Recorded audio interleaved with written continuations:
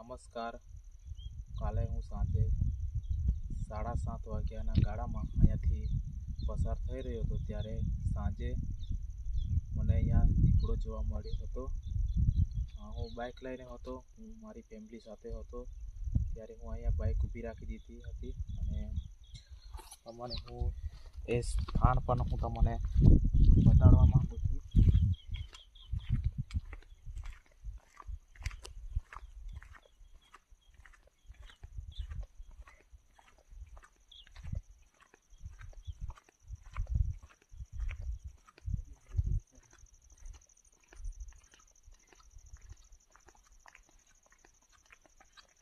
તો જ્યારે અહીંયાથી મારી બાઇકની લાઇટ પડી ત્યારે દીપડો અહીંયા હતો અને અહીંયા બેસી ગયો હતો અને પછી તૈયારી મેં અહીંયા નીચે રહીને કૂદકો મારીને જતો રહ્યો હતો.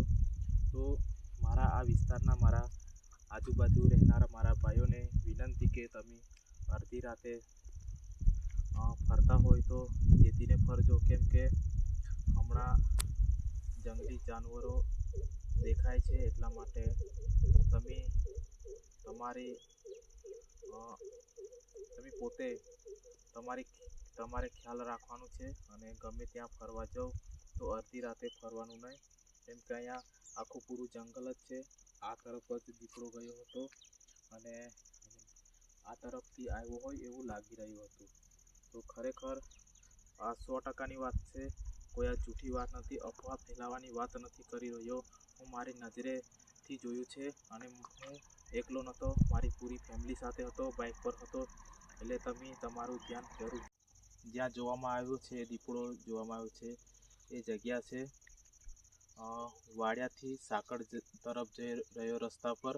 આ ડુંગરને ઓળખવામાં આવે છે ઉદવલા ડુંગરના નામેથી.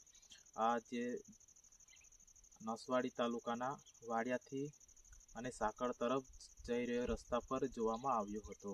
તો મારા વાડિયા અને આજુબાજુ જે ગામડા છે, આમતા ખોખરા, જે બધા ગામડાના સાકળના એ બધા માણસોને મારે નમ્ર વિનંતી કે અડધી રાતે ફરવાનું અત્યારે બંધ કરી દેજો અને હંમેશા એકલા ફરવાનું નહીં, તમારી સાથે કોઈ તમારા મિત્રોને પણ જોડે લઈને ફરજો અને અડધી રાતે ફરવાનું બંધ કરી દીજો, કેમ કે અમુક લોકોને અડધી રાતે બહુ ફરવાની આદત હોય છે. તો બસ આ વિડીયોમાં આટલું જણાવવા માગું છું. મારા વિડીયોને તમે તમારા ગ્રુપમાં અને તમારા દોસ્તોમાં શેર કરીને જણાવજો કે આ દીપડો અહીંયા જોવામાં આવ્યો છે.